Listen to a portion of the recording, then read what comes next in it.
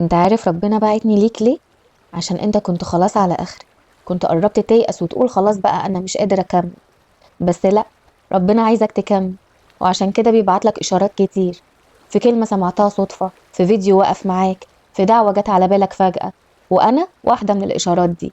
يمكن انت شايف ان مفيش حاجة اتحسنت، بس الحقيقة ان انت لسه واقف ولسه بتحاول، وده في حد ذاته قوة. ربنا عمره ما بيسيب حد تعبان لوحده، ولا بيكسر بخاطر حد صابر. هو بس بيطول شوية عشان لما الفرج يجي تعرف إن كل اللي حصل لك ما كانش عبث. خليك فاكر، أنت مش متاب ومش منسي ولا ضعيف زي ما أنت متخيل. كل مرة بتقوم فيها من غير ما حد يشوفك، ربنا بيبقى شايفك. كل مرة بتكمل رغم إنك تعبان، ربنا بيحسبها لك. اطمن، اللي جاي أهدى وأخف وأحلى مما تتوقع.